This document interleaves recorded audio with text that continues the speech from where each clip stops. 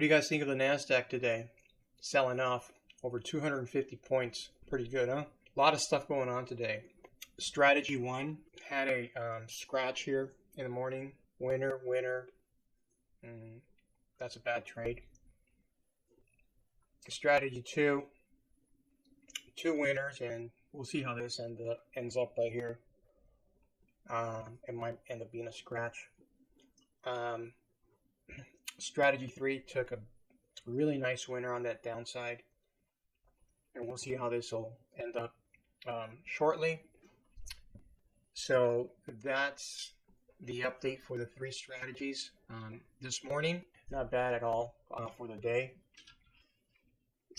Still up significantly too on all 3 strategies.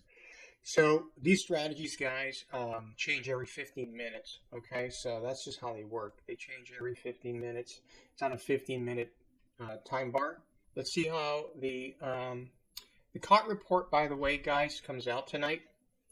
So this will eventually change tonight, and we'll know whether institutional flow is still pulling out or remaining the same, or if they're actually buying the dip if this goes up, kind of like this, same way you saw it right here. You see that?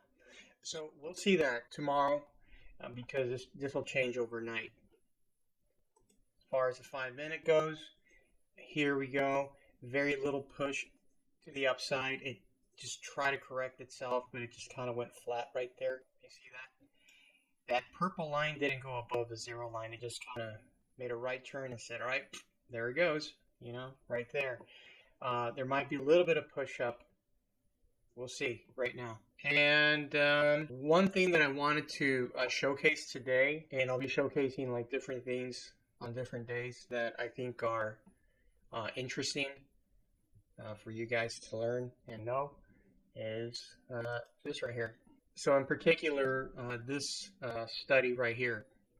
Now this study right here measures cumulative overnight volume.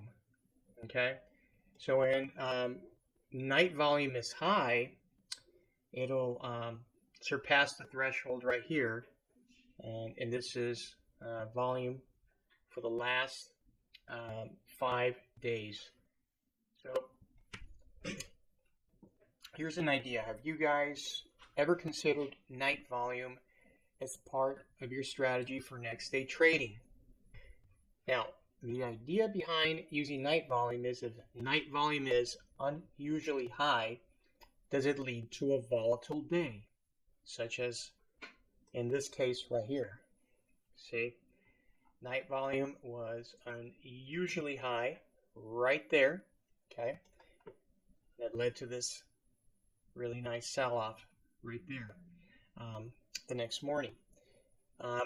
Likewise, if night volume is low, kind of like right here, does it lead to a low volatility day? Okay. Now, the idea is if night trading volume is higher than average, that it'll likely be higher during the regular trading session. And the higher the volume, the higher the daily range. And you know you can predict the daily range by measuring night volume, since daily volume statistically depends on night volume. This is one measure of directional bias I use in the morning.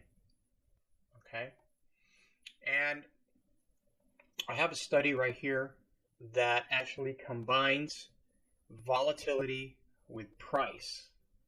It's a very unique study.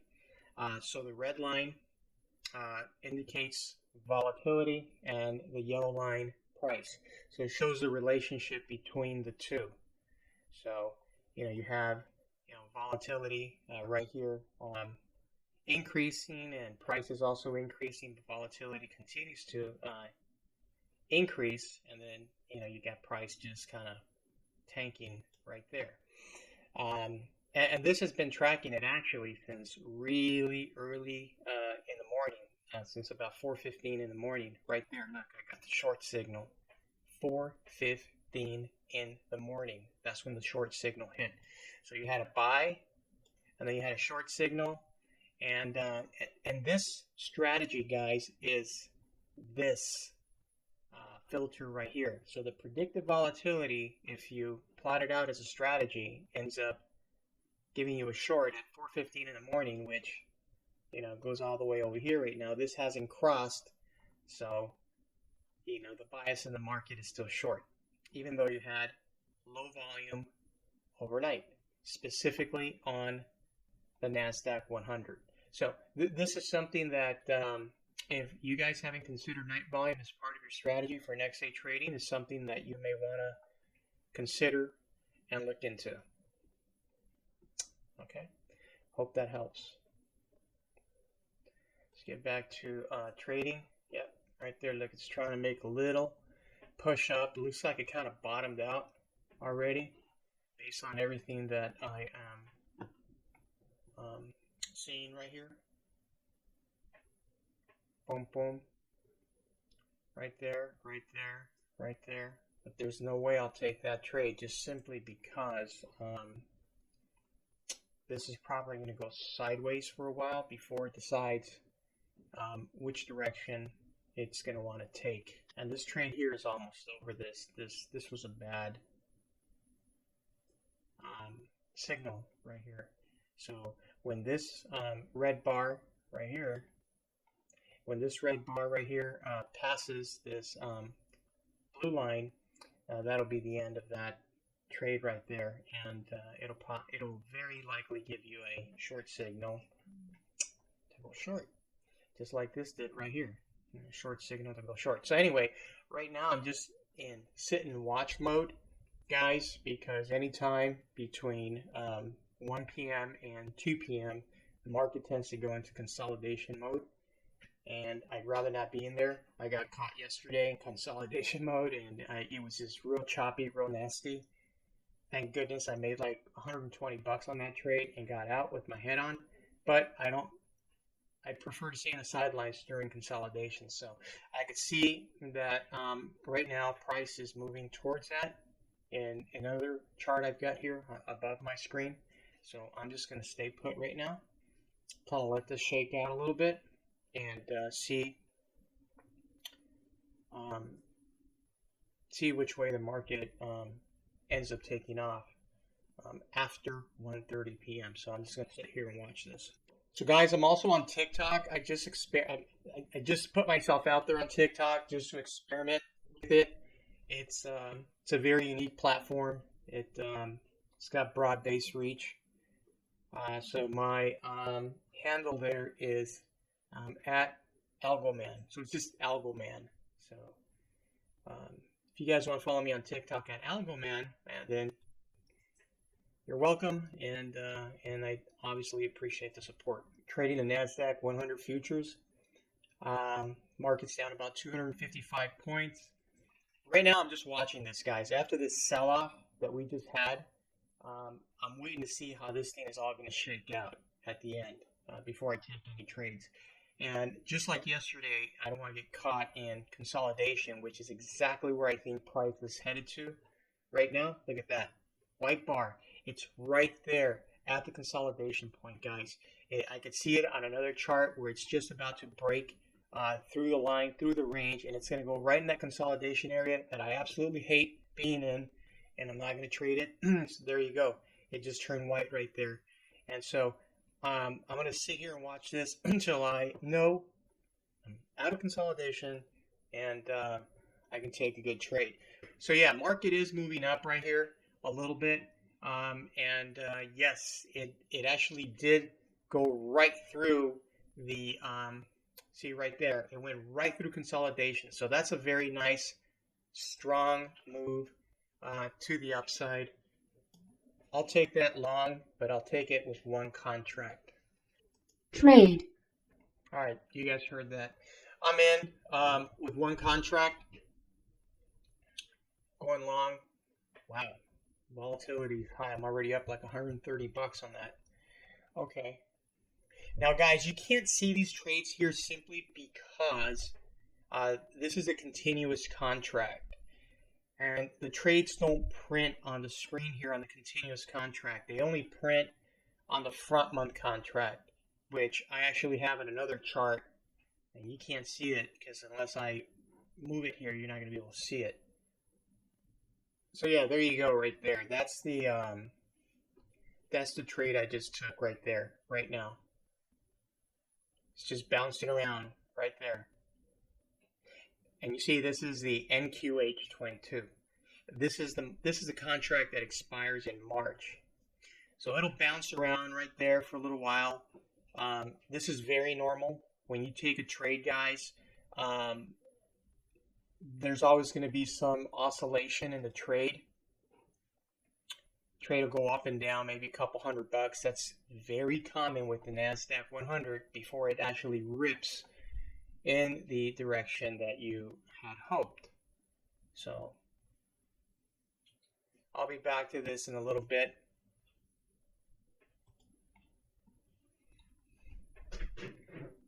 But I'm looking at my indicators right here. This one, this one, this one, this one, this one. Okay. And this one right here too. This is a real good one. We're in some interesting times right now in the market. We sure are. Some very interesting times.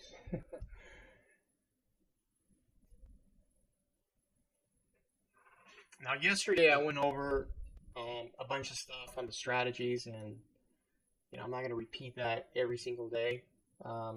That's in the first video. Y'all can go back and watch that. But these are algorithms, guys, that are designed.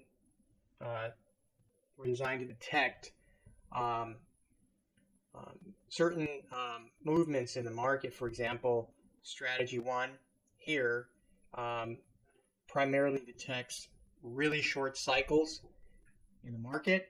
Strategy 2 detects more medium-term cycles, and strategy 3 here detects more longer-term cycles in the market. They're all each unique unto the other, and in the way that they're written and how they perform. Now, all the filters you see below, they're to confirm directional bias.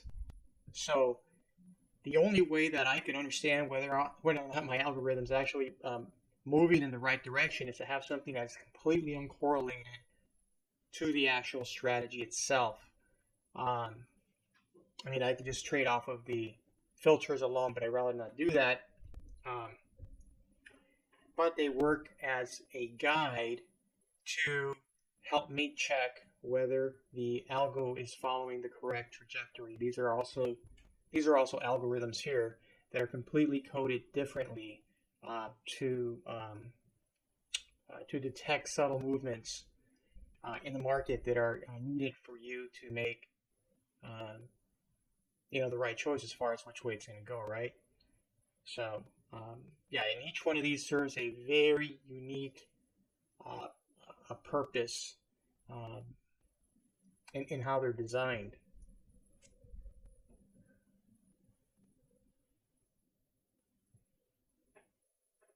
All right, let's get a quick check on that strategy, on that open strategy I've got right now. Let's see, let me paste it there for you guys to see. All right, so I'm up like $100 and something. It's just like bouncing around right there on one contract of the NQ right there. All right, so that's where I'm at on that trade right now. Just move it out of the way. The thing is, I can't move it. It won't move. All right, now I'm down. Look at that.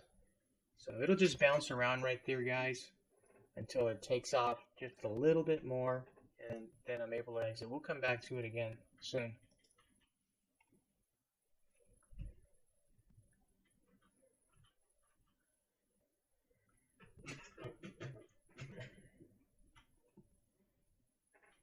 But that long trade's really fizzling out. Look, boom, right there.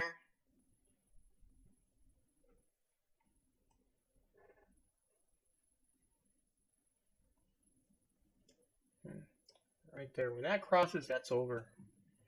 He's over. All right, we just got a new bar right now on this, and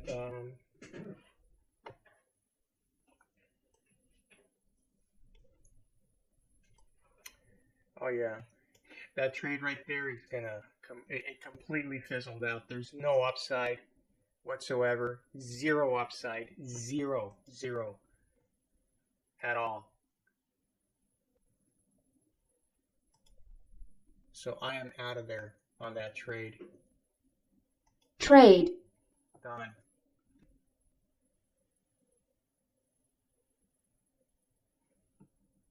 Out of there. Now, as far as a short signal goes on this, wow, that was a bad trade right there on that signal. Yep, I'm in that 130 chop zone right now. Look at that chop right there. White bar. It just rolled right into that area right now. And there's no way I'm going to take that trade unless the trade actually comes down and gets out of chop zone. Then I'll take it based on this signal right here. But until then, no way.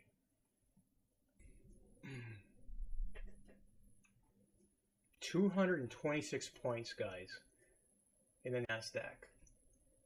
Tough. Anytime this indicator right here, this PMC,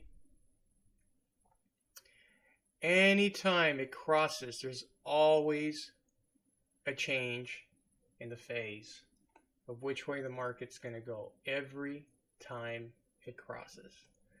So if I see this cross right there, and I also saw the MP cross up here, that clearly tells me, and I saw the ZL cross here, there's going to be a change in the market.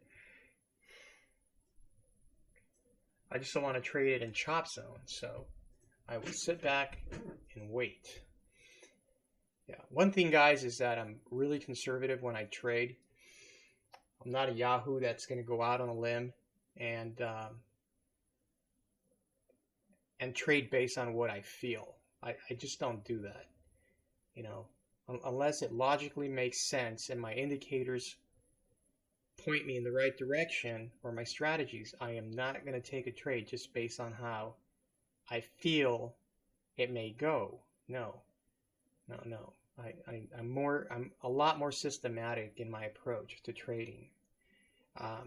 So yeah, whenever I see stuff like this, here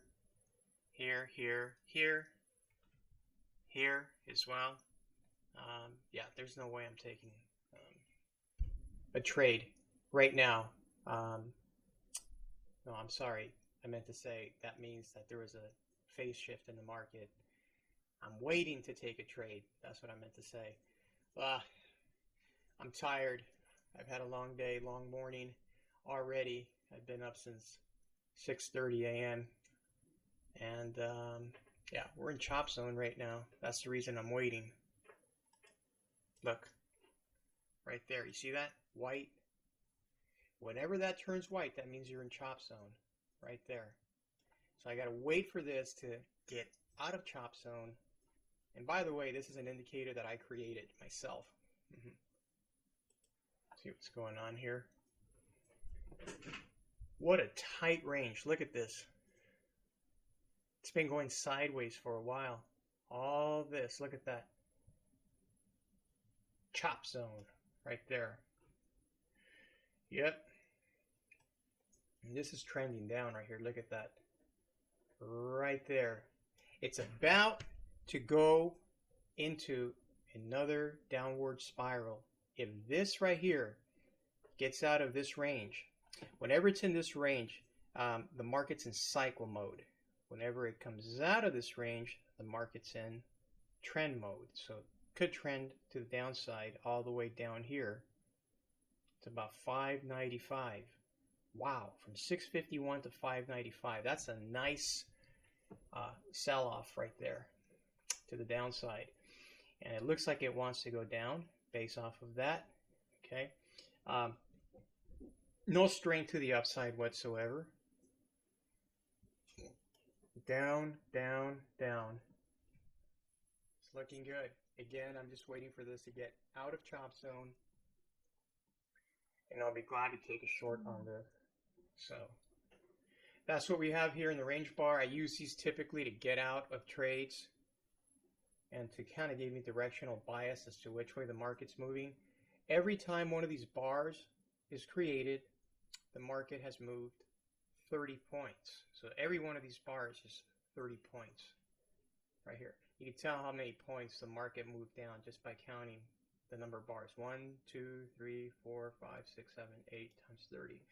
Big move to the downside right there. Okay, so just minimize this because this is not going to do anything but just bounce around.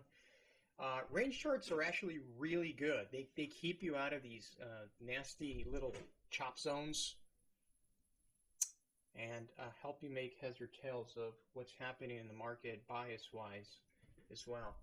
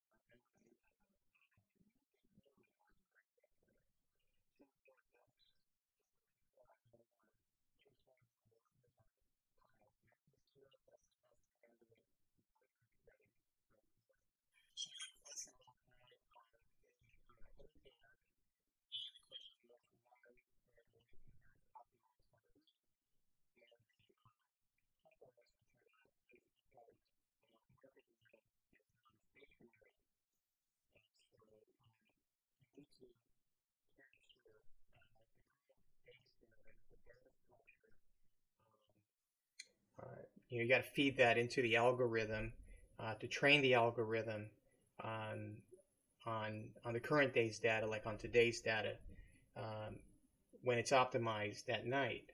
And I generally optimize using 2 weeks worth of data.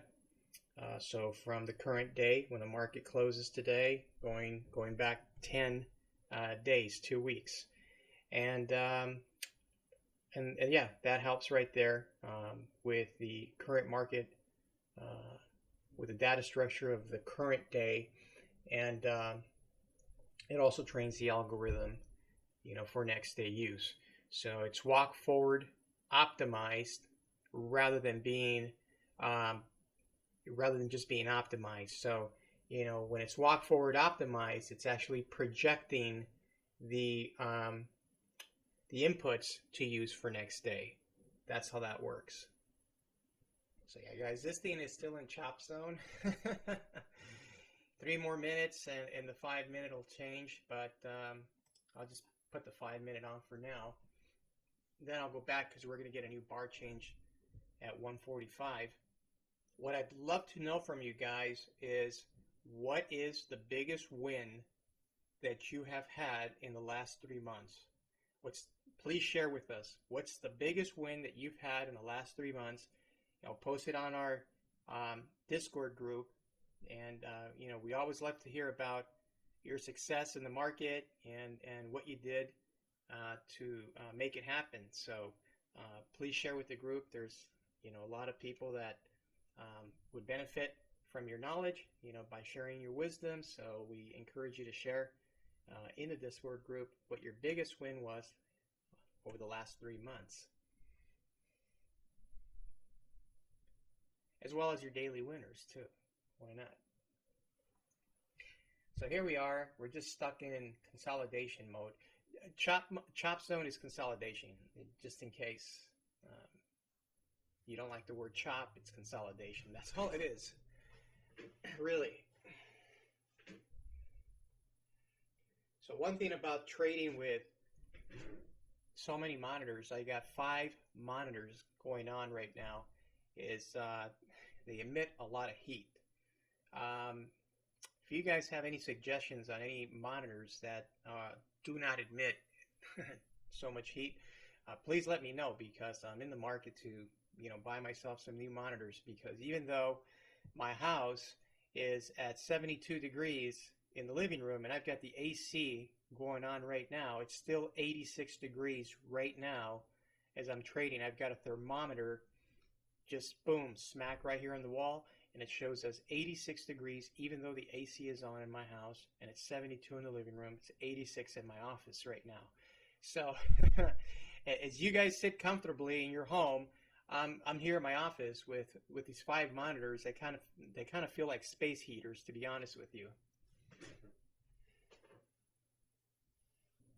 What I'm seeing right now is a repeat from yesterday, complete repeat from yesterday. There was some action in the morning before 12 noon, and then right around between 1 and 2 o'clock, the market just went sideways, and it went sideways forever. That's never good to be in a trade in a situation like this right here. Right here, you'll get sliced and diced, and this is where most traders right here lose money.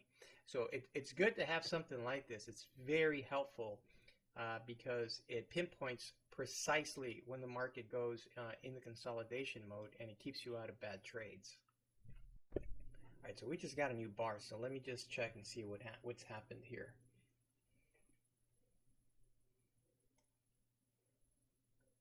Yeah, boom, that closed right there.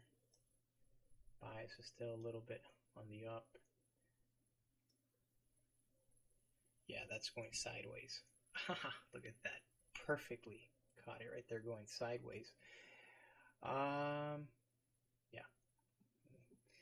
This is keep out zone. I'll just look at this until I know that this here changes to red or green.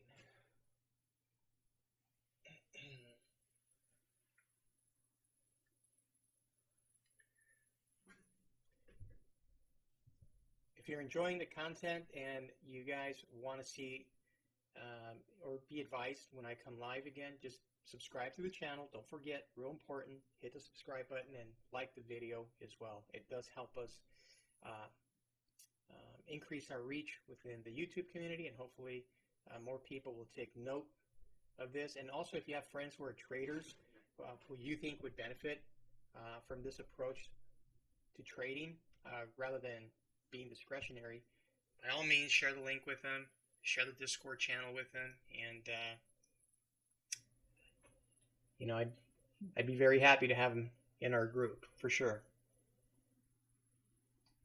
Thanks, Lee. Appreciate the tip on the monitors. I definitely will look those up on Amazon, because I do feel like I have space heaters on my desk that are just, I've got a little desk fan that kind of blows off the heat emitted by the monitors, but still, that's not enough. Not when it's 86 degrees in my office here with these monitors. So yeah, these monitors are quite old too. They're about, I don't know, I bought them back in 2013, so that many years. Yes. It's always good to get feedback from people who are actually using more modern tools and monitors and PCs and things like that in their workspace. That definitely makes a big difference. Okay, super Stetvic. Right now we're in consolidation mode in the Nasdaq. So if you see right here on my monitor, these white bars on the 5-minute, that means the market is consolidating. That means it's going sideways right now.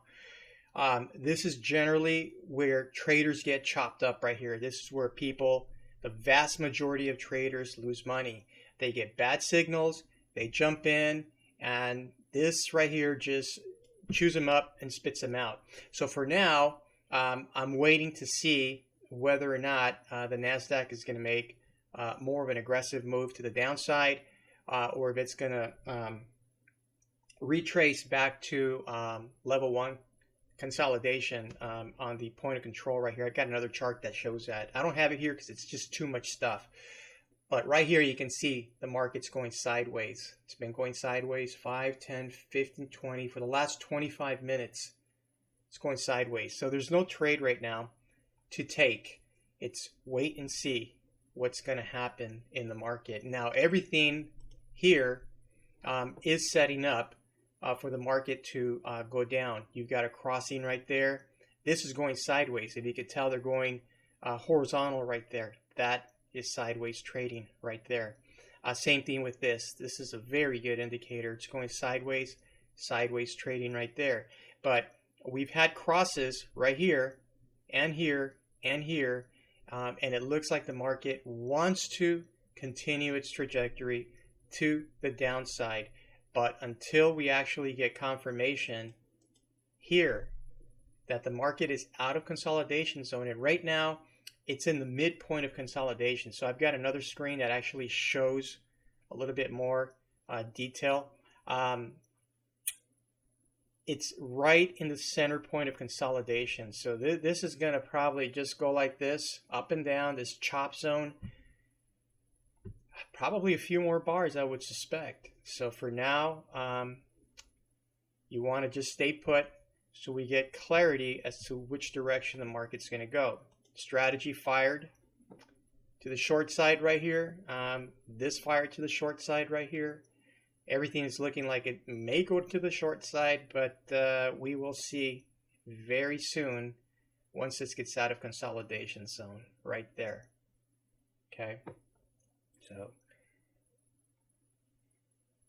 and if it continues falling, fantastic. We'll short it. But for right now, it's just wait and see. That's why I've got the 5-minute chart up right here, just so you can see exactly what's happening right now. Yeah, I hope that answered your question.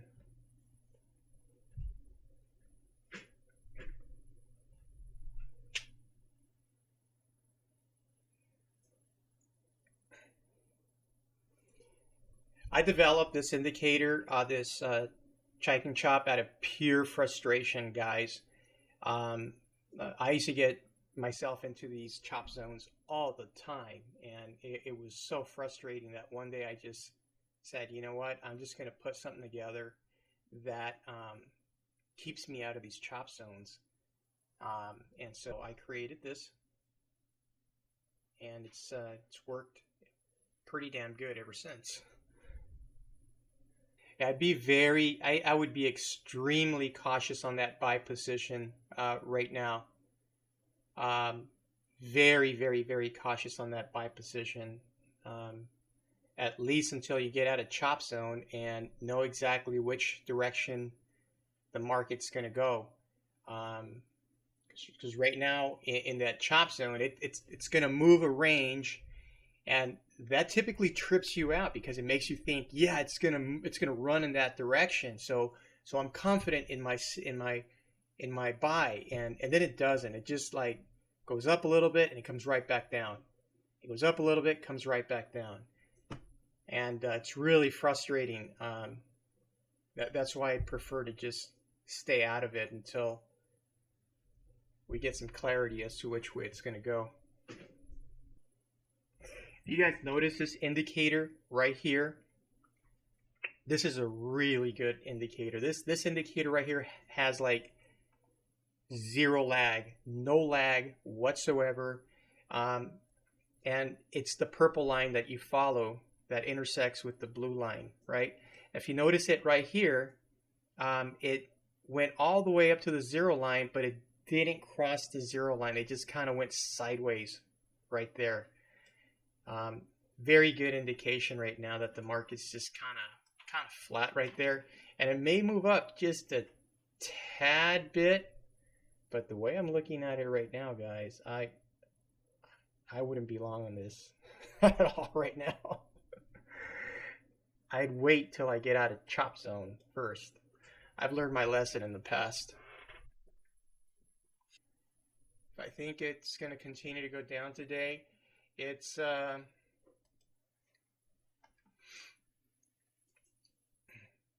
setting up, guys. It's setting up. But right now the directional bias is still to that little upside right there. You see that? That's my little directional bias filter right here. It's just, but it's flat.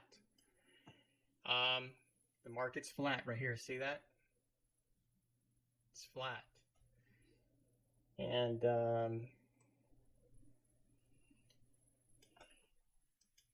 let's look at the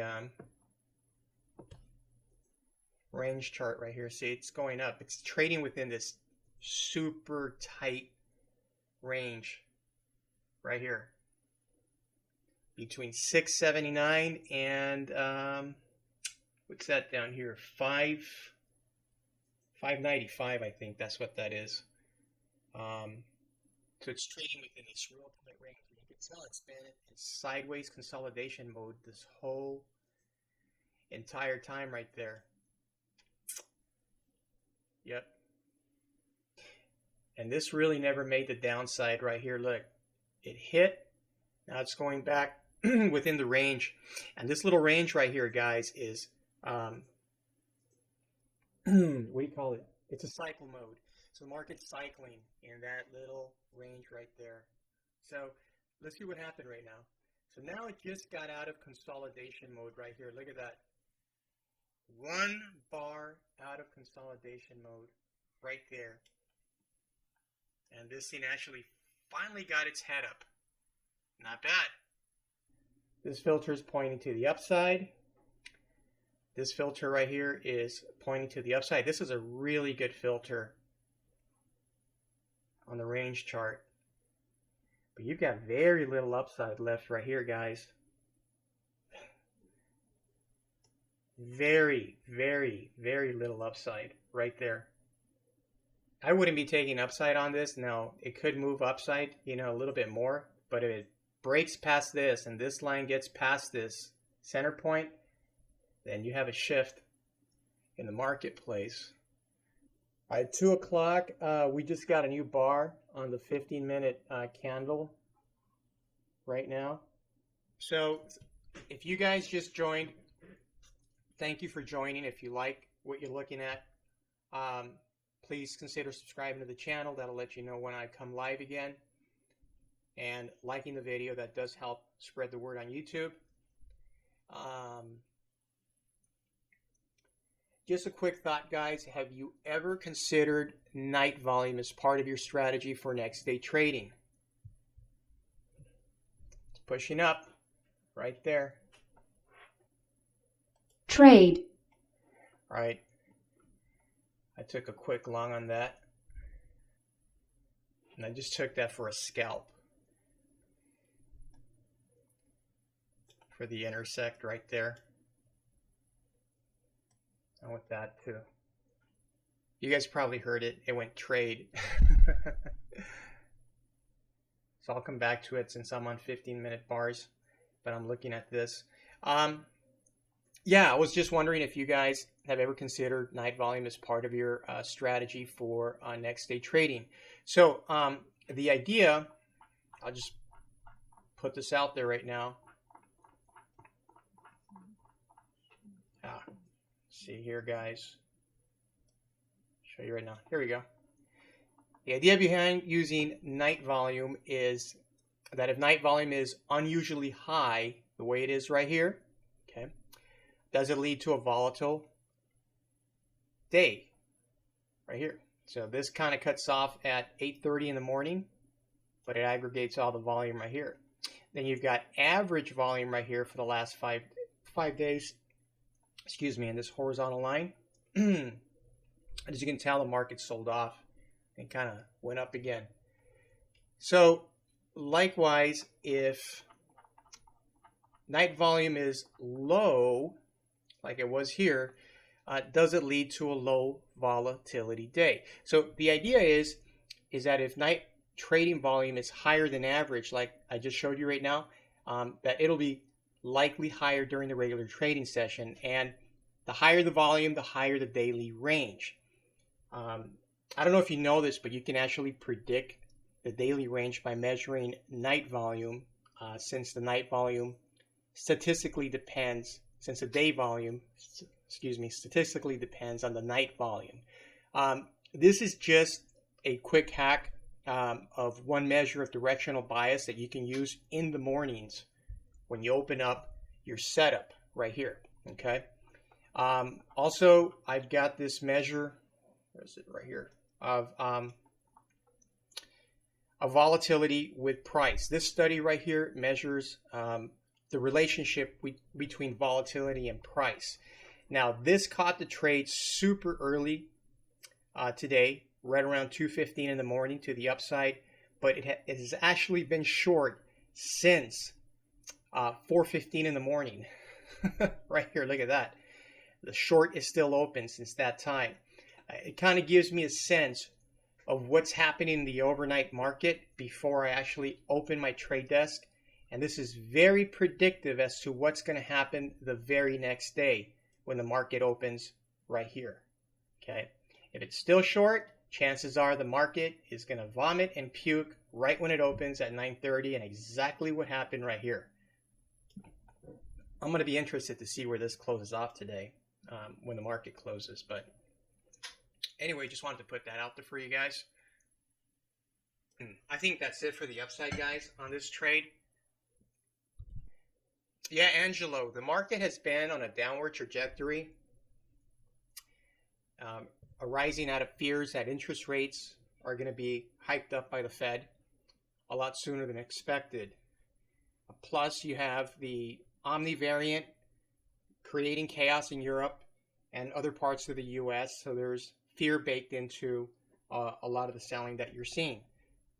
On top of that, we're trading at historic levels, 15, 16,000, that the market's never seen before. So, yeah, all that mixed in together doesn't present a very good scenario moving forward. So, yeah, I think the market is going to correct and will continue going down. The buy the dip mentality hasn't really worked the last few days, and people have continued selling the market off. I mean, look, when you see this,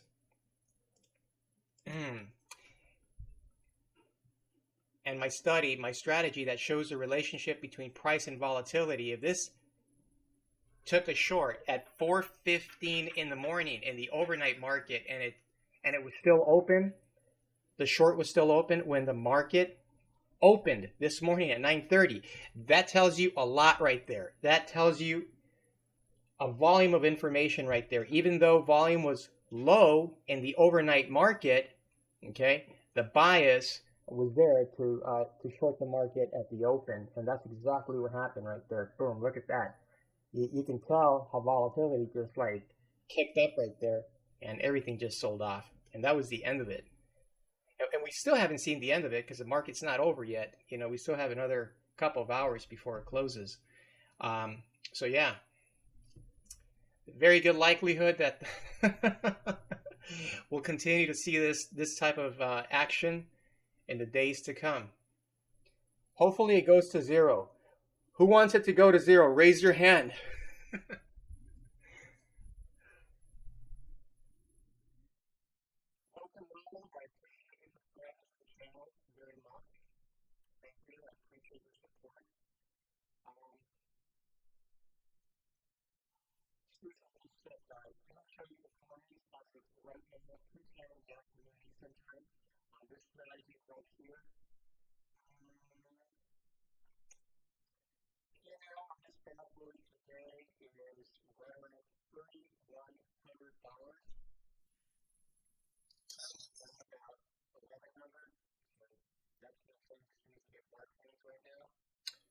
Strategy 2. This one here is up 3,800, and it's currently down about $365 on the open trade it's got right now. Lastly is this one, Algo 3. This one has had 100% performance, but you've got an open trade that's down $1,600, so 3,800, and it's down $1,600 bucks. Okay. one thing that's important about this filter right now, I'll just share with you guys. This is the strategy you see up here, right here. So it's perfectly correlated with the strategy, and I have this designed this way only because I need to see when the strategy is about to end. Okay, and generally when it's in this middle part, the market is going short, and when you're in this area right here and this area right here, you're supposed to be long the market, right? That's just the way it's designed. So right now you're back in here in a short, even though, and sometimes it'll get you in a bar or two early. For example, right here it got you out a bar earlier, and right here it got you out just right on time. So sometimes it'll get me in a bar or two sooner into the trade. And the standard deviation spikes right here are really good, guys. I put a lot of work into putting this together right here. Let me just kind of give you an idea right here. Let's just take this right now. I think this was the 12th. That was yesterday at 8:45 in the morning. 8:45 in the morning, if you can tell here, guys, I had a 7.82 standard deviation spike that popped up on my screen.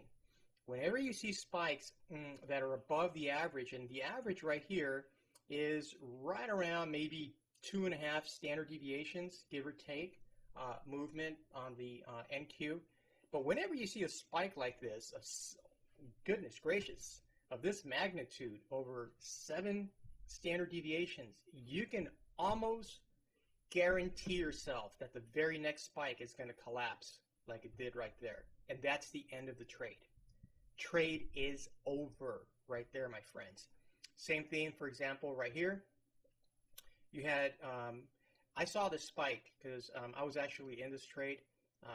This was, it actually reached over 3 standard deviations before it retraced. And then, pow, that was it. Very next bar, trade was over. And then it went up again right there. So that's what those spikes are used for, because when you have unusual movement in the security, you want to measure that movement in terms of standard deviations. If it exceeds the average of your standard deviations of what you've seen in the past, you almost have a guarantee that the very next spike is going to be trade over. That's where you exit the trade and get out. Now, that's if you want to trade discretionarily. But it's also a very good sign as to which direction the market might take. So, after this right here, if I would have gotten a signal, shortly thereafter that the market was going to go down, I would have taken that signal with confidence, because I know that generally following a large spike like this, you have a reversal in the market. That's very, very, very common. You can also use those standard deviation spikes when trading options, and they're actually very good. I actually developed them while I was at Morgan Stanley many years ago. Right as soon as I left Morgan Stanley, actually, I developed them, when I started trading options, because I used to trade options on their options desk. And I wanted to create some tools that were actually really good, and I started just doing a lot of research, and I created this. Standard deviation spikes are actually really good.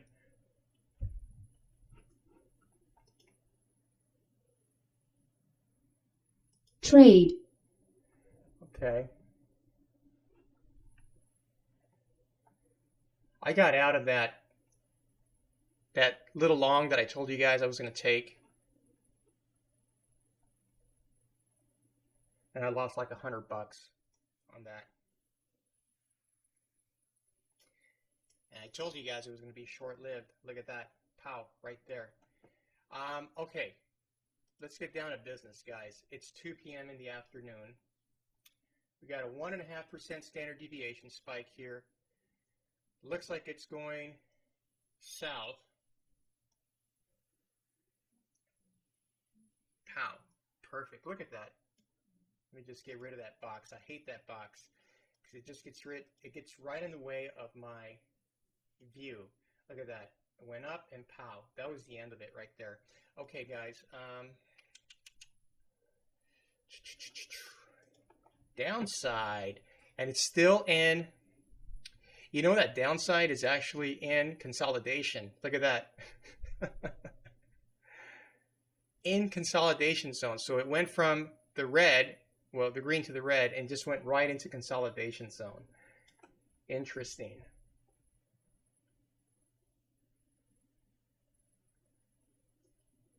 Thank you, Angelo. I appreciate your words, and I hope I bring value to what you're doing in your desk, and hopefully you'll make a whole bunch of money. That's the whole reason I'm here, man, to help you guys learn some stuff that isn't readily out there on YouTube. A lot of the stuff on YouTube is very subjective. It's just all over the place. And it's just a lot of guys looking into a crystal ball trying to determine which way the market's going to go. I'm a lot more systematic and disciplined in my approach. That's for sure. And cautious too. I like to be. I'm very precautious in the trades I take. You know, I want to make sure that I don't get caught in chop zone or anything like that. See, look, for example, guys, this trade right here, you guys would look at that and your guys are like, oh, yeah, let's take this trade. Look at that. It's going down. It's going down. This is the 5-minute, guys. Yes, that's good. But you don't want it in white. That's chop zone because it can easily just go back again. See, this, you know, this came down all the way to 641, but it started like at 677. You got to be careful. Just be very, very, very careful. Right here, you can get caught in a value trap real easy right there. And that's the one thing I like to avoid. Don't get caught in these value traps. You think there's value, you think it's going to go down, and all of a sudden it doesn't. That's in chop zone right there, my friends. That's stay out. Hey guys, if you know any other friends that are traders that would like to, that you think would benefit from seeing the algorithms I've got on my screen trade, and yeah, feel free to share the channel, and let me actually post the link to the Discord channel, and you guys are welcome to join because I will post performance of the algos on a daily basis there. You guys are welcome to go to the channel, and I'll be posting some other really cool stuff that you're not going to see anywhere else on YouTube. So invite your friends. I'd love to have them join the group. But here's a Discord channel right here. Boom, there it is, guys, right there. Okay. Seems like it wants to get out of consolidation right there. And that, my friend, looks like it wants to continue going down. I'll take one contract on this, guys, just simply because, all right, it didn't fill me right away. Let me try again. Trade. Boom, got in. Got in at 641. I'll show you guys the window. Because this is the continuous contract, it doesn't print the little bar that actually shows the trade. I have to do that on the front month contract, but I can always paste the window right here if you guys want to see it. So that's the trade that I just took right there. Okay. Now, since I can't slide this window to the side, that's just a Tradestation problem. I'll just close it and then reopen it in a little bit just to kind of share with you guys where I'm at in the trade right there. Hey Marcy, how's it going over on the options desk? So far so good. I'm looking at this exactly moment the DDM strategy that has been going for a few days. Yeah. on the long side, and the strategy is doing amazing. Good. It's going all the way up. Had some bounce down on the beginning, but it's straightening up, and the studies below there are following along. Oh, nice. So just in case you guys don't know, Marcy, my wife, she trades the options desk. The link to the options desk is in the description box below, and you can click on that and watch her trade about 20 different symbols in the options desk. She's extremely successful. On the Discord channel, she posted performance reports of each of those strategies that she's got on the option symbol under the, I think it's in the options channel on our Discord group. I posted the link to the Discord group right now, right here in the live chat.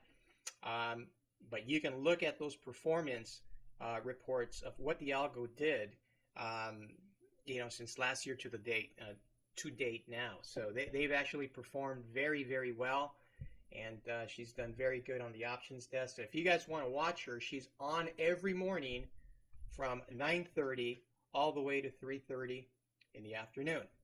So yeah, she's trading some highly advanced strategies that we put together on the options desk that you're not going to find anywhere else, guys. You're not going to see this anywhere else on YouTube. And you know what?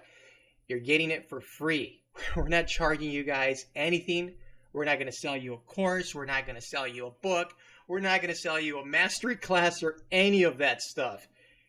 I'm just putting this out there because I want you guys to understand that there's a better way to trade than what you typically see and find online. Hopefully it brings value to you guys.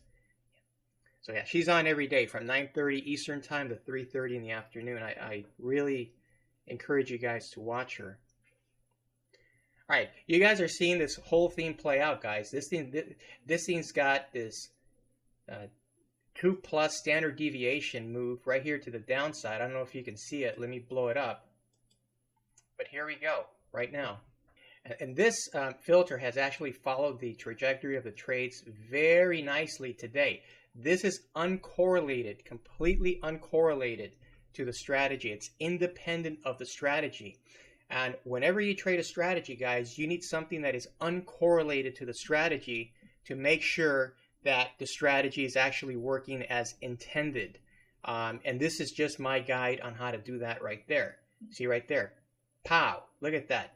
That beautiful crossing right there was the end of that downside right there. Strategy fired the buy signal to cover. Excellent right there. Went up, took a while making that turn right there. And then right there, pow, got you out of that short. Then it went up a little bit. Boom, right there. Now it's going back down right there. And we're at 2.80 standard deviations. You see that right there? Standard deviation spikes in action. This is beautiful to see. Really super nice to see because it's pushed to the downside. I'm not up a lot on that trade, guys. I'm actually not. Let's see. It's only about like 85, 90 bucks on one contract right there. 100 and something. I'll paste it again in just a little bit. But yeah, everything looks like it's going down right now. Right here. Very nice drawdown. Looks like it wants to go into trend mode right here. Look at that. Wow. If this goes into trend mode, I can see this thing going down more than 50 points. Remember guys, if, okay? I didn't say it was. This is a damn good filter right here too. All right, there it goes. Okay, we just got new bar change. Wow, look at that, guys. It's going, it's moving. Very nice, very nice, very nice, very nice the way it came down. Wow, this is just about to hit this level of support. Wow, look at that. This is the range bar, guys. Oh, very nice. Look at this. I don't know if you see that little red line right there, guys, but that's really, really good. Over 600 bucks right here. That's my trade, guys, right there, right now, that I took. There you go. Look at that. starting to cross right there. The downside may fizzle out a little bit. Definitely not in consolidation. There we go, guys. Right here. Boom. All the way down. Time is good. 233. I'm gonna wait for one more bar right here. Very nice. Hey, thanks, Super Satnik. I appreciate the comment, man. I'm still in the trade right now, and I am looking at my indicator right here, which basically, boom, caught the trade perfectly right there. Look at that. This one, blow it up for you. It's caught the trade right there. I waited for the entry right there, and boom. So there we are right there, guys.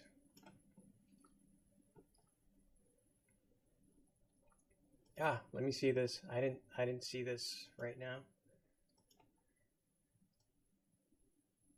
All right, that was 3 standard deviations right there on that spike.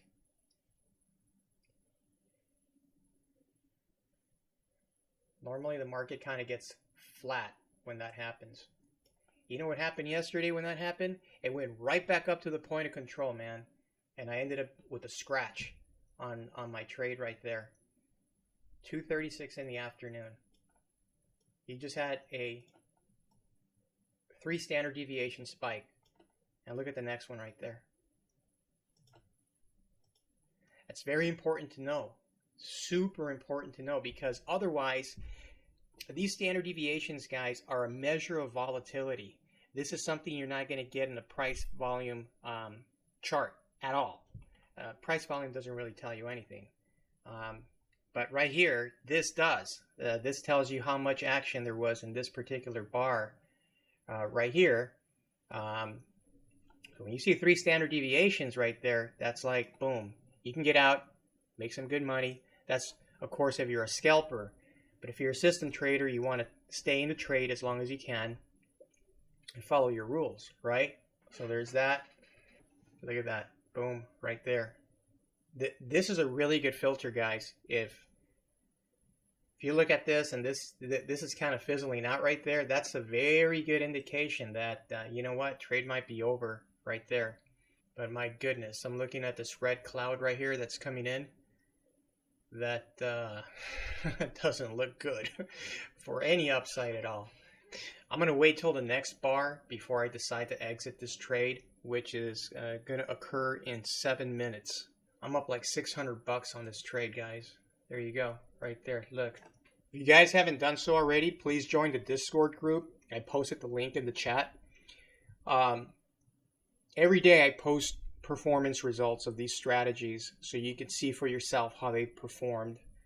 I'll answer any questions you have, and I'll also post some other really cool stuff there for your edification that you're not going to see anywhere else. So let me give you guys a little color on my background. My name is Chris, and I've been trading for 15 years. I used to work for Morgan Stanley as one of their head traders at the firm, and I used to manage a large portfolio of trust preferred and high yield bonds before actually going to the options desk and placing hedges for large institutional accounts. Then I got recruited with a hedge fund that I worked with for many years as their chief trader and strategist. And I used to manage a basket of equity options and stocks, and I did that for many years, and realized that my passion was coding these type of strategies and creating strategies for various instruments, and and I've been trading for my own account for many years now. I only trade the Nasdaq 100. I don't trade the ES, crude oil, or anything else, guys. Unfortunately, there's just not. It doesn't pique my interest, and I like the action in the Nasdaq a lot better. I remember a long time ago, someone said to me, look, who do you think makes more money in the medical field? A specialist or a generalist? And I said, a specialist. And he says, yeah, exactly. Specialists are the ones who make the most money. So specializing in one specific area of your business or symbol and being a master at that is what's really going to make you guys a lot of money in this business. I only trade the Nasdaq 100. I don't trade anything else, guys. This is my passion right here, and everything I've developed has been around the Nasdaq 100. So I'm really good at what I do. Not to blow my own horn, but I've been doing it long enough to understand how this market behaves and works, right? So here we are. I'm up like over 800 bucks on this trade.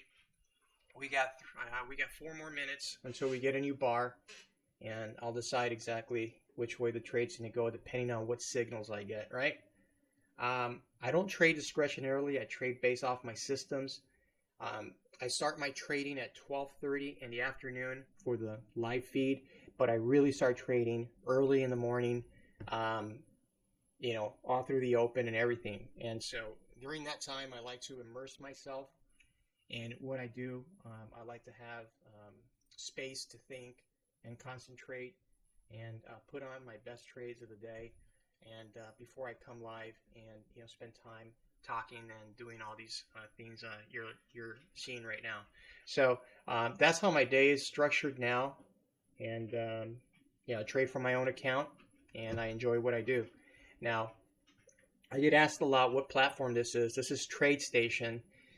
All my strategies are coded in easy language, and unfortunately, Tradestation has shitty execution and some latency issues.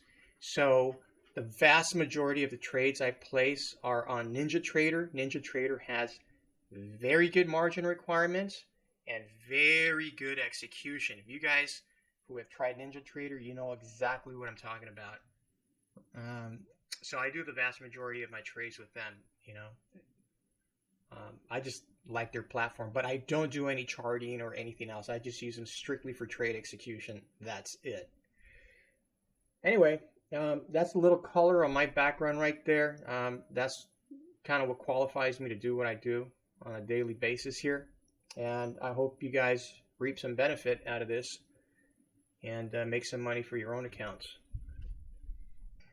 Lee, there's actually 3 different algos. Here, let me just get rid of this. This is strategy 1, strategy 2, and strategy 3. I don't have anything on the range chart here. And then these are also algorithms. This first one here is correlated with the strategy. This first one here is the actual strategy itself. Right here, this one. Same thing with this one right here. And then everything else below it are different algorithms that are designed to be non-correlated with the strategy itself. Just different filters that track different elements that I think are important to make heads or tails of what I'm looking at. All right, we just got a new bar change right now. This thing looks like it's still going down, guys. Yep. Whenever this bad boy right here crosses, there's always a phase shift in the market. All the time. All the time. Right there. Whenever that crosses right there, there's generally a phase shift in the market.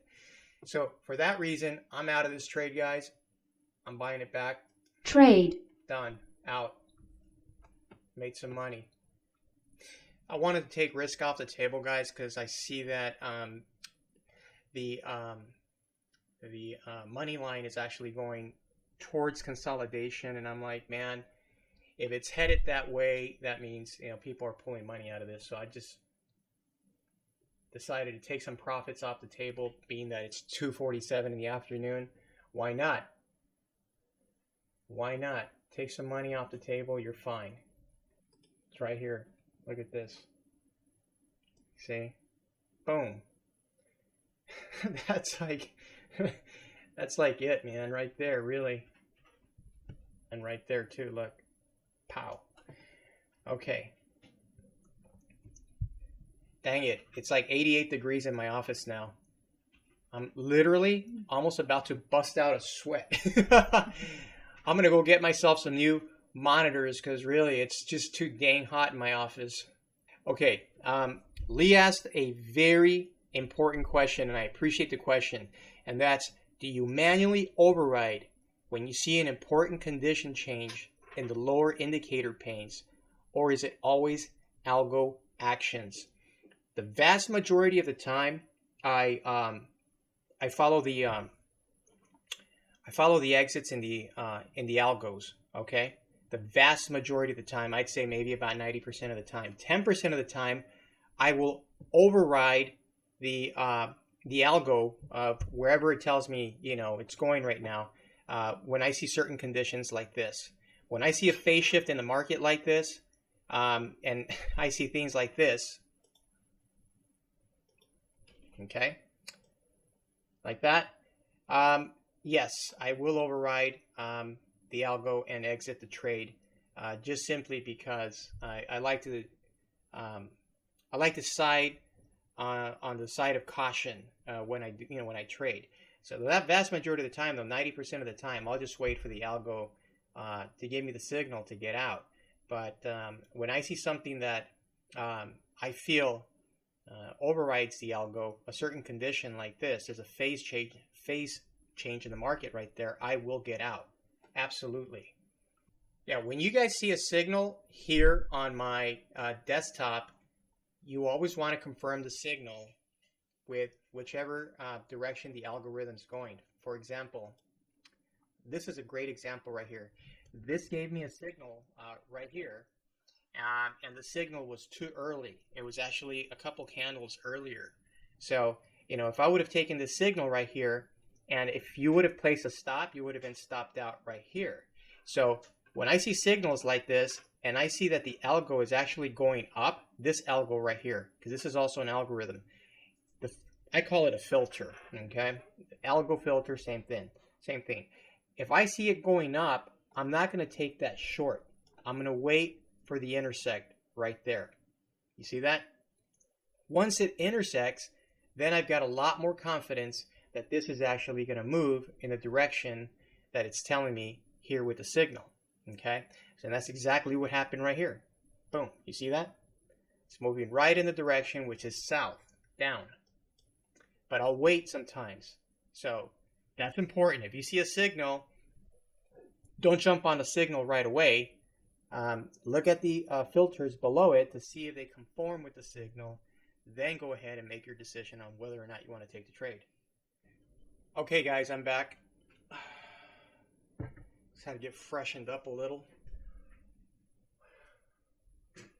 So market's down 271 points. It's almost 3 in the afternoon Eastern time. It's been a fantastic day so far. I'll be posting results of each one of these 3 algorithms in the Discord group shortly after the trading day's over. I'll stop trading at 3:30 Eastern time, just simply because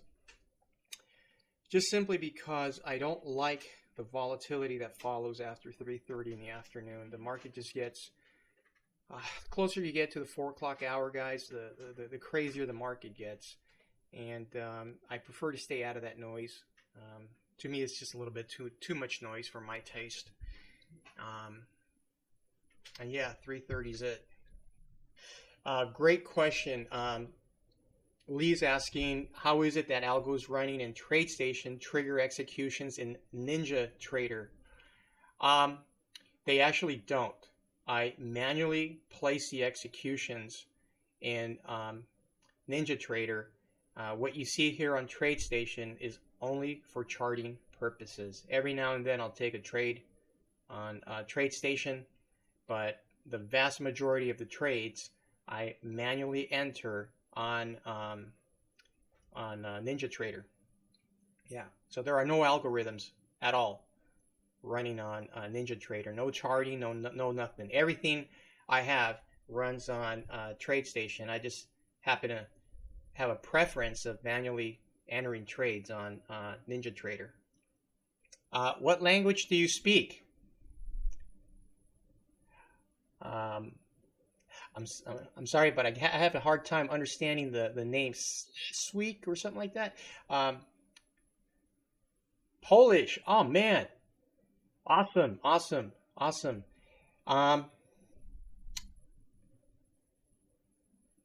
Man, that's awesome. That's great. Norwegian too. That's really good, man. Multi-language. That's awesome.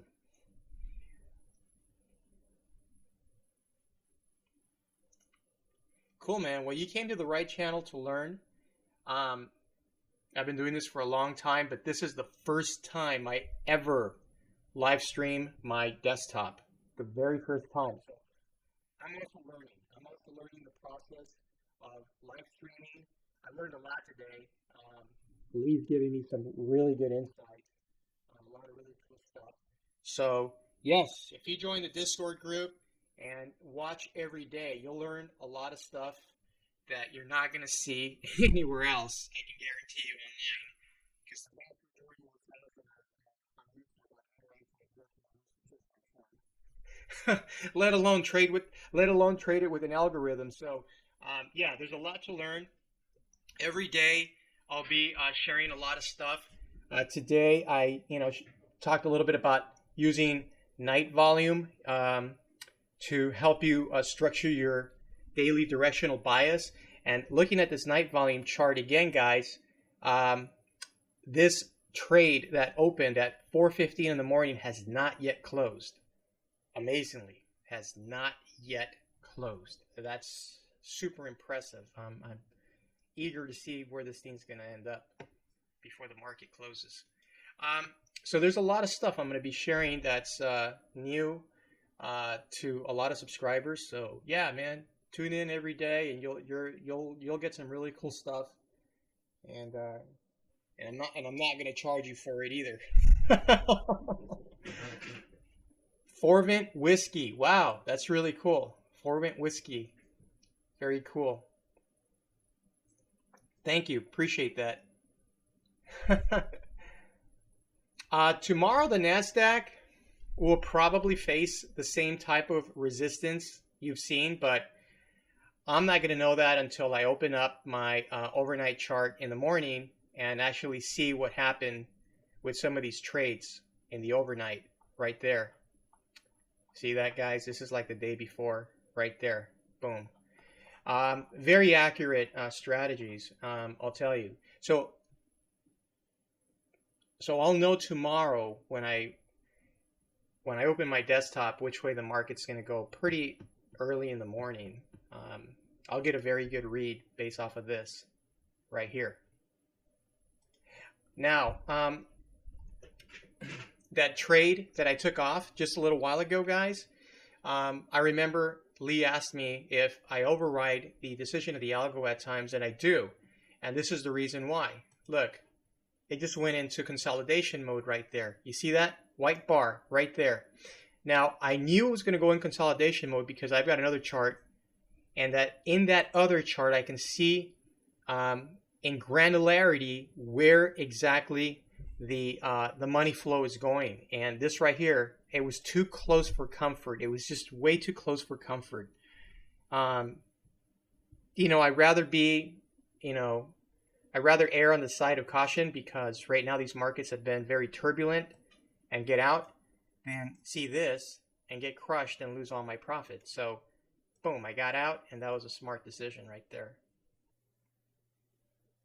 So I'm short 5 contracts on this one here, and yeah, and we're just about to get a signal on this in 5 minutes time. So there we go, guys. Okay, so Lee's asking a very good question. Why not code the Tradestation Algologic in Ninja script and have the algo do the executions in Ninja rather than manual executions? Excellent question, and I appreciate that. The reason why is because NinjaTrader uses a completely different coding language than what I'm used to. I think they use C plus or something like that, and I'm not well polished in that coding language. I'm more familiar with easy language, which has proven to be a very robust um, language to code in, especially for algorithms. And for that reason, I have not put in any effort in doing it. Not only that, it would be a monumental, yeah, C, exactly. And it would be a monumental task to do that, because I've been doing this with Tradestation in their development environment for years now. And to try to go through the learning curve of having to do that all over again with Ninja Trader would just be way, way, way too much. It's not even worth the time. It just isn't. You can do a lot of executions on Tradestation, but right now, the way I've got it set up, it just seems to work really good. It would just take way too much time and effort, a lot of effort. So if you're familiar with coding, once you get familiar with a certain language, and you feel very comfortable using it, you kind of tend to stick to it. There's always a learning curve in learning a new language, especially in coding. So, yeah, I'd rather not have to go through that whole learning curve again. Hey, my Polish friend, you can send me a message on Discord once you join Discord, and I'll be more than happy to respond. So send me a private message on Discord if you have anything you'd like to share with me, and I'd be more than happy to reply to you. All right, so this bad boy seems like it wants to push down and push down good. Another 2 standard deviation spike right there. Wow, okay, great. It made a right turn from being in consolidation. Look at this. Well, you can't see it there, but I could on my other screen. Oh, wait a minute, it's right here. See, it went white, and then boom, it made a right turn and just completely came down right there. That's actually a very good sign. Right there. Yeah, that's very true, Lee, but if I had to share the code with anyone else, then the code would be out there in the world. Even, people don't honor NDAs anymore nowadays, man. And I've put in too much time and effort in what I've developed just to give it to someone online, man, and have them try to convert it, just to have them sell it through the back door to someone else, to a hedge fund or something.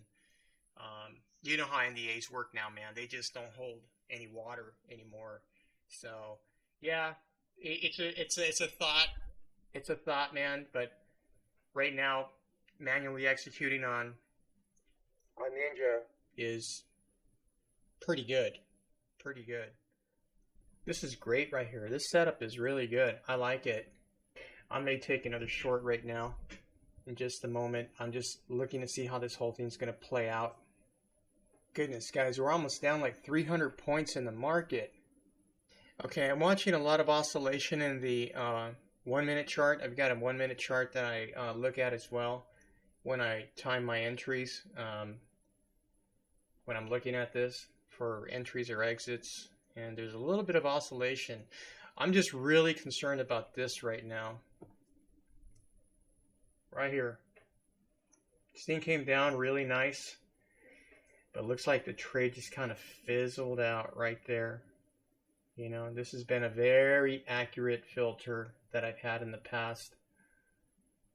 Yeah, I'm like, yeah, Angelo is just bouncing around right now.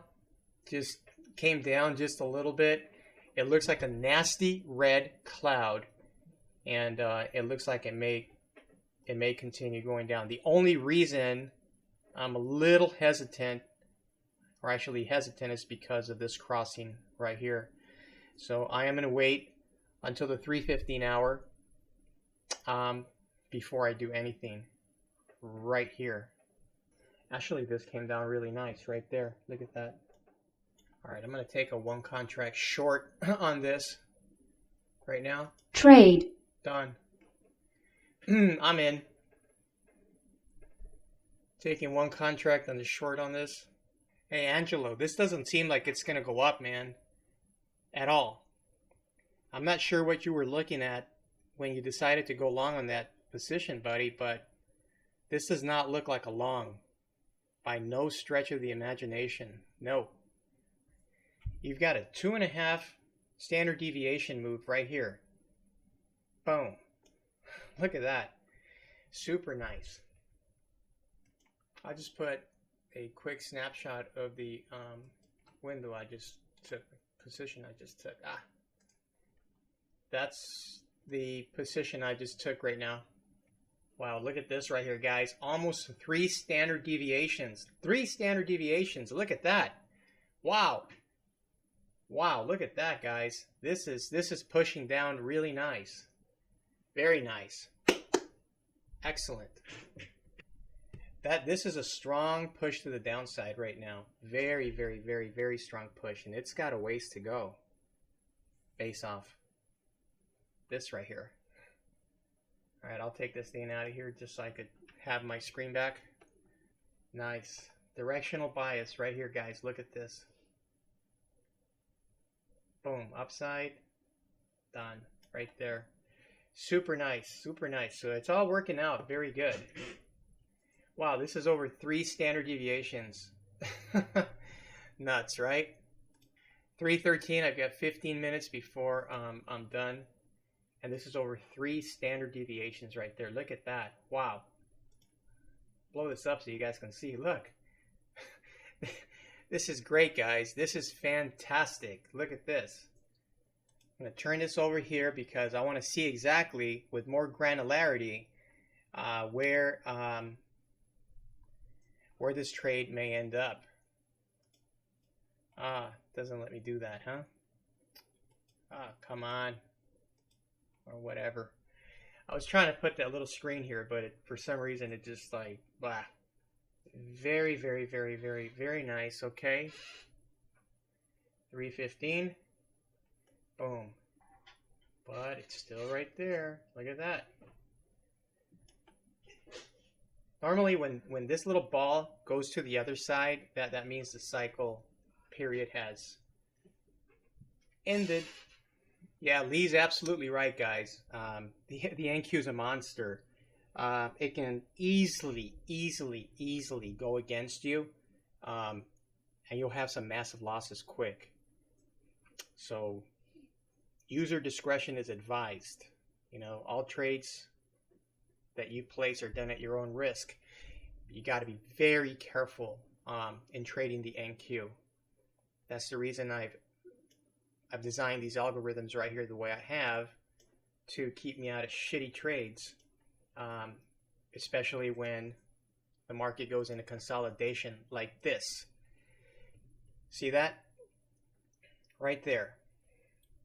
That's a series of bad trades right there that you would want to avoid, you know, and of course this helps you avoid it right there. Boom.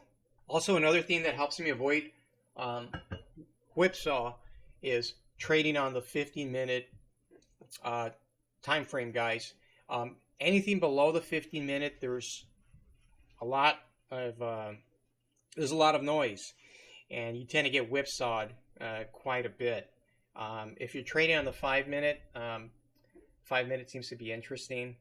You have to make sure you've got it set up in a way where you know when to get out of your trades. For example, like pow, right there. You see that?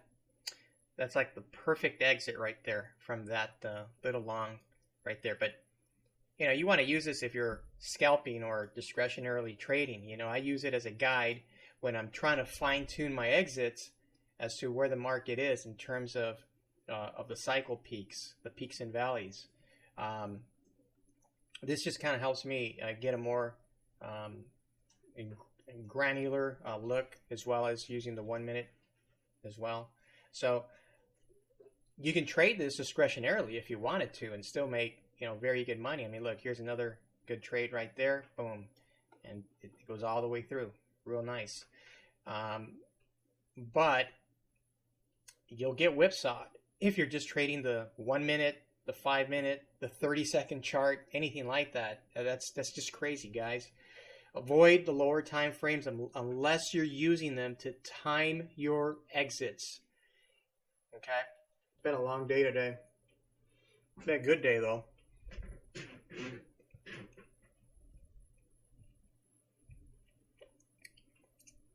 It's one thing that I learned a long time ago, guys, is trading is waiting. You have to be very, very patient. Very patient in the process of what you're doing. Oh, I don't have Snapchat. I do have Twitter. It's I got Twitter and I got what's the other one? TikTok. Both of those have the handle Algo. So if you go on Twitter, you can see a bunch of stuff I've posted there. It's just at Algo. Same thing for Twitter. You can find me there, but I don't use Snapchat. There's just like at some point you start getting all these like social media tools and it becomes overwhelming, you know, with the Facebooks, the Instagrams and everything. It's just like sometimes you need a break from all that stuff, you know, to collect your own sanity. And but I started to do that because I just kind of wanted to put my work out there just to test the waters, just to see if there was anybody interested. I have 0 followers on Twitter because I just opened the account like a few days ago. So, and TikTok seems to be okay. TikTok seems, I don't know, TikTok seems to be kind of addictive, you know. But I seem to have a little bit of traction on TikTok with a few people, but I think a lot of them are just bots. Bots following you around, and you know. I think really the Discord group is the real deal. That's where you have real people, real traders who kind of want to learn something.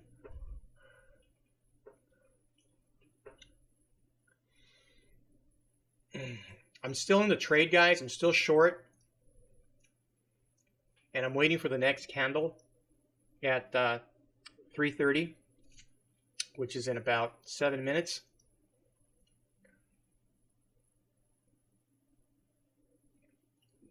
Thanks, man. I appreciate that. Yeah, I put a lot of work into these signals here to make sure that they that they work. All right, let's take a quick peek at where I'm at right now. Here it is, guys, right now on that trade that I took.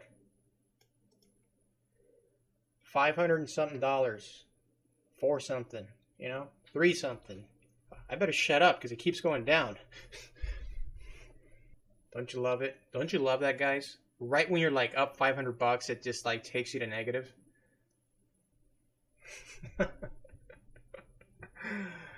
Oh man, that's when you know you have a love-hate relationship with the Nasdaq, you know?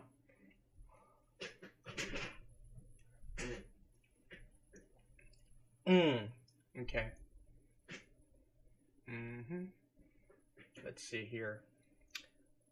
Got 5 more minutes. And let's see what happens with this next bar. Well, I hope you guys have had a good day. And I'll be back tomorrow at 12:30 Eastern Standard Time. I'm going to exit this trade right now at 3:30. Yeah, the contract size per algo is one contract. That's what the performance reports are based off. 1 contract only. That doesn't mean I trade 1 contract. I'll go full size till 5 contracts if I like to trade, but I'll generally trade 1 or 2 contracts on NinjaTrader or here on this Tradestation thing. But yeah, for performance purposes, it's just 1 contract per algo. That's what the performance figures are based off. That's a great question, man. Appreciate you asking. Oh man, this thing is just bouncing around right there. Come on, you got 2 more minutes. There's some oscillation in the 1 minute time frame, guys, that I'm looking at right now. And I'm just waiting for it to just kind of dive down the other way. But we'll see right now what happens with this. All right, new bar in the 15-minute time frame. Yep, that's the end of that, man. Dang it. I went from a $400, $600 profit to like a $400 and something loss on that one right there. But the algo has not taken me out yet, right here on that. So because I'm upside down, I'm going to wait. I am going to wait this one out. Unless it hits my mental stop loss, then I'll go ahead and exit the trade. But as of now, I'm down like $500 on this trade that I was up like 600 just a moment ago. Dang it. It's the Nasdaq for you, right?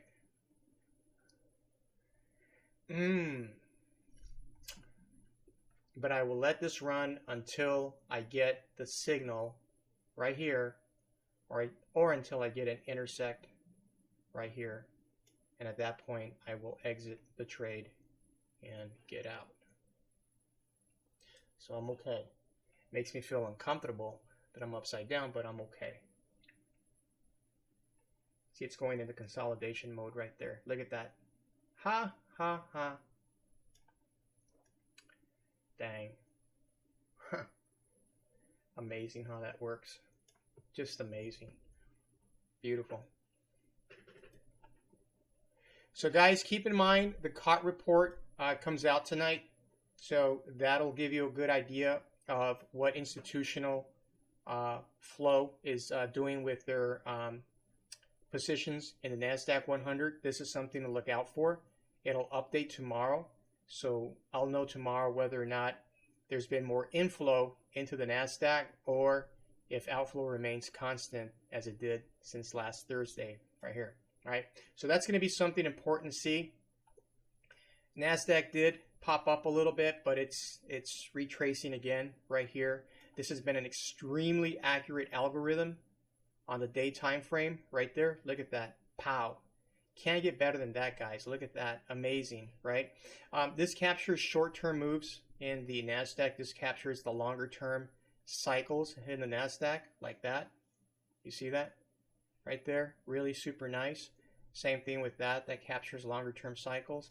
And this captures the short-term oscillations in price on the daily chart right there. And of course, I've got a strategy for directional bias in the Nasdaq.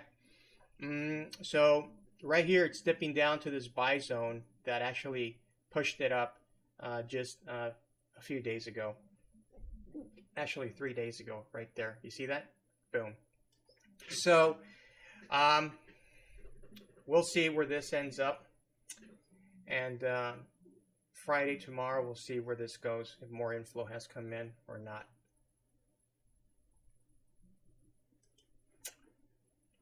All right. So this is where I'm at. I'm still short. I'm down like $35 again on that position right there. Okay. So I appreciate you guys tuning in. I'm going to let this bad boy play out a little bit right now before I exit the trade based off of this signal. Thank you so much, guys, for being a great audience. Thank you again for all the great questions.